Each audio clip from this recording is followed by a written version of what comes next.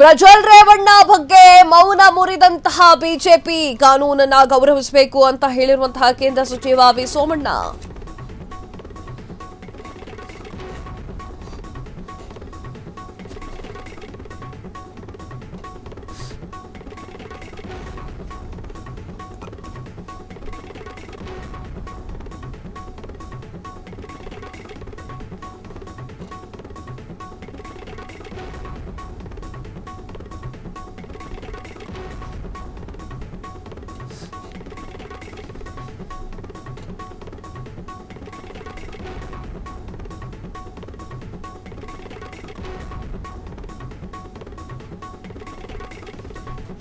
ಪ್ರಜ್ವಲ್ ರೇವಣ್ಣ ಬಗ್ಗೆ ಮೌನ ಮುರಿದಂತಹ ಬಿಜೆಪಿ ಕಾನೂನನ್ನ ಗೌರವಿಸಬೇಕು ಅಂತ ಹೇಳಿರುವಂತಹ ಕೇಂದ್ರ ಸಚಿವ ವಿ ಸೋಮಣ್ಣ ಈ ಬಗ್ಗೆ ನಾನು ಚರ್ಚೆಯನ್ನ ಮಾಡಲು ಹೋಗಲ್ಲ, ಅದೊಂದು ದುರಂತ.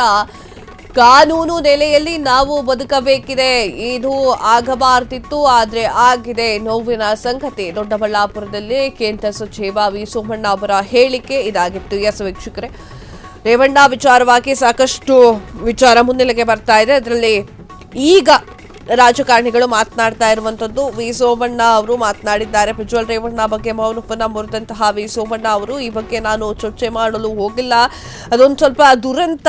ಕಾನೂನಿನ ನೆಲೆಯಲ್ಲಿ ಎಲ್ಲರೂ ಕೂಡ ಬದುಕಬೇಕಿದೆ, ಕಾನೂನಿಗೆ ಎಲ್ಲರೂ ಕೂಡ ಗೌರವವನ್ನು ನೀಡಬೇಕಿದೆ ಅಂತ ಹೇಳಿ ವಿ ಸೋಮಣ್ಣ ಅವರು ಹೇಳ್ಕೊಂಡಿರೋಂಥದ್ದು. ಬೈಟ್ ಇದ್ರೆ ಆಕ್ರಪ್ಪ.